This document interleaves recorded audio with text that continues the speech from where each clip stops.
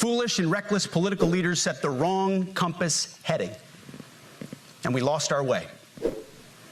We became the woke department, but not anymore. It's so fucking embarrassing, dude. It genuinely hurts to watch. It actually hurts. It's the just imagining like hundreds and hundreds of, you know, stick up their ass, steely-jawed military officials sitting there just staring at him while he delivers this. Do you have any idea? He must be high out of his fucking mind right now. There's no way somebody with this fragile of a psyche could deliver a speech like this to that many cold, uncaring eyes, unless he was really hyped up. But this does not... This is what he's looking at? Jesus Christ. God, that's funny. Oh my fuck. Live Pentagon reaction. Oh man. It's how it feels when you're with your friend group and you've got a really good joke in your head, but you fuck up the setup and you try to salvage it. You're 2 seconds past like the deadline for you dropping the punchline. You look up and that's what... it's the whole room. This isn't an image, it's a live feed. When you thought the vid was funny enough to share it. When you say this next part's really good for the 3rd time in 30 seconds. We just have to be honest. We have to say with our mouths what we see with our eyes. To just tell it like it is in plain English. To point out the obvious things right in front of us. That's what leaders must do. We cannot go another day without directly addressing the plank. Wonder if the Nazi loyalty tests were this soy, but they would actually kill you. I think the fact that they would actually kill you probably made them less soy. Because part of the soy is the theatrics and performance from a person whose nuts are very much like tucked in his tighty-whities. Like they are not on the table at all. The performative element's a huge part of it. If there was like a back room where they led generals to shoot them if they didn't applaud or whatever, that would, you know, change the tone a little bit. But they're not. You know what I think? I think Pam Bondi should do this too. Pam Bondi should try to like enforce loyalty from all of our like circuit court judges and stuff. Bring them all over to DC with like 4 days notice. Give them this kind of speech. Pam Bondi ain't saying shit in front of the cameras lately. They are really mad at her. She keeps fucking up the assignments they give her. It wasn't the soy Nazi loyalty tests were very serious. They had guards in the room to threaten them. It was like an interrogation. Which, like, yeah, in the world today, like, I mean, just how far we've come, right? I don't think this administration could even do that if they wanted to. Like, if they threatened the Pentagon, that would probably be the end of the Trump administration right now. If the Trump administration, if Hegseth, like, legitimately attempted some kind of, like, violent purge of the military, that would just be the end of the administration. We'd be a military junta for the next 20 years. And it would be better than this. No more identity months, DEI offices, dudes in dresses. No more climate change worship. No more division, distraction, or gender delusions. Climate change no worship. More debris. Vaush, you're coping so hard they purged the Pentagon months ago. For all you know, 70% of these generals are Trump sycophants. You have no idea what you're talking about? I'm sorry, I don't know what else to... Your emotional state is influencing the degree of confidence you have in your own position. Like, you're asserting things because they feel like they should be true. A couple of, like, top brass were removed, yeah, because they were, like, immediately in the way, and there have been changes to the Pentagon, but the generals haven't been replaced. For the most part, all of our generals are the same as what they were when the administration started.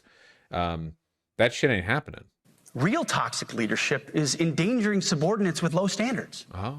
Real toxic leadership is promoting people based on immutable... Real toxic leadership is when you investigate sexual assault claims, you know? That's the real... He does want to remove women from the military, you know? He would prefer it only be like men filing sexual assault claims, I suppose. That's why today, at my direction, we're undertaking a full review of the department's definitions of so-called toxic leadership. Oh my God. Bullying and hazing. To empower leaders to enforce standards without fear of retribution or second guessing.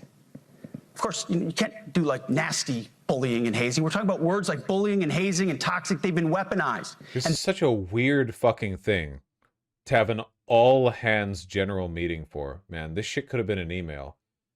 We're We're challenging wokeness by redefining bullying. So bullying no longer means when you misgender them. It no longer will it be called bullying if you don't call their pussy a T-dick. Like, no longer will it be bullying if you keep the door shut not only after you're finished pooping, but you wash your face and your hands afterwards too, and you only open the door and unlock it after you're done with that. No longer will it be bullying to... Yeah, like, you could put this in an email. Especially since 2015, when combat arms standards were changed to ensure females could qualify, must be returned to their original standard.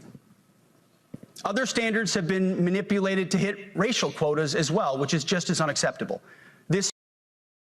Just out of curiosity, what standards would have to be altered to promote racial diversity?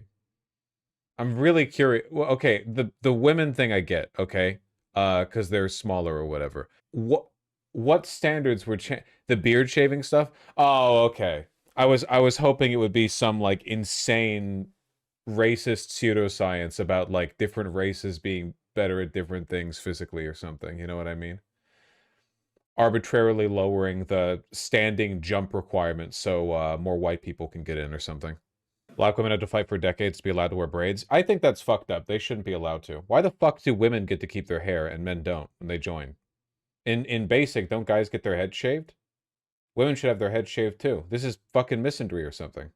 And that's why today, at my direction, I'm issuing new policies that will overhaul the IG, EO, and MEO processes. I call it the no more walking on eggshells policy. We are liberating commanders and NCOs. We are liberating you. We are overhauling an inspector general process, the IG, that has been weaponized. I guess this is the hope. Like, if you're not convinced by the retard shuffle up here, you know, this alcoholic, low-ranking officer dipshit ruling over you for your 40 years of service, like, the hope then is, well, maybe the carrot on the stick that you'll be amused by is the idea that you'll be able to go back to saying, like, the N-word in your tent, you know? And people can't get mad at you for it anymore. An entire generation of generals and admirals were told that they must parrot the insane fallacy that, quote, our diversity is our strength. Of course, we know our unity is our strength. This shit is so fucking out of touch. He's talking to a room full of generals. He's talking to a room full of military command. Like, the obsession that woke this, woke that, the woke didn't even become like common vernacular for progressivism until quite recently. That's less than a decade old. That's like 5 years, maybe a little older than 5 years. Like, that's relatively new. Men putting on dresses, transgender, this and that. Like, this is all just contemporary cultural bullshit that bounces off these people. Some of them might be in the know. Like, have you tried, can you imagine talking to a general about this? This would be cringe at a state college graduation. 100%. Absolutely it would. They had to put out dizzying DEI and LGBTQI+. Like this is nothing to that. It's gibberish. Restored to what it should be. Scary, tough, and disciplined. We're empowering drill sergeants to instill healthy fear in new recruits. Ensuring that future warfighters are forged. Yes, they can shark attack, they can toss bunks, they can swear, and yes, they can put their hands on recruits. Well, I mean, as long as we're being upfront with the perks, right? Okay, so noted. Thank you. Just I guess to anyone interested in getting the college benefits of signing up as a recruit, just know your asshole is like legally owned by your commanding officer. You know, they're gonna make you tattoo his name on it. Does not mean they can be reckless or violate the law, but they can use tried and true methods to motivate new recruits to make them the It's all such like gay performance art motivated by people who love their tweets and love their movies, but have never actually. I mean, he has been in the military. I guess it didn't have much of an effect on him. In no world is a military. This is the same shit that led to that embarrassing like Russian VDV. Remember? Oh, the elite Russian paratroopers. There they go, dying of exposure as they sink into the deep blue because their idiot fucking paratrooper landing at the, what was it, the Kiev airport fucked up and they ended up getting dumped in the river. It doesn't make them better. Hostomel, not Kiev. Thank you, Hostomel Airport. Yeah. How many did they lose? How many of those did all those muscles help those elite paratroopers float? warriors they need to be.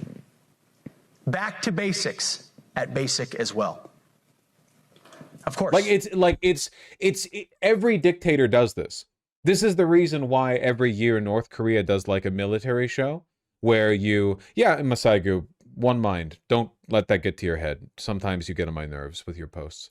No, North Korea does a show, right, for Kim, where they're like, oh, here's a backflip. Here's a guy like breaking a wooden board with his forehead. Here's a hatchet toss or whatever. None of these things have anything to do with being effective in the military. They're just like performance feats, you know. It's circus act shit. But to an authoritarian, catching strays even while he agrees with you, that's when I'm at my most argumentative. No, authoritarians love this shit. They love these like phony shows of strength. It doesn't matter how effective the actual military is.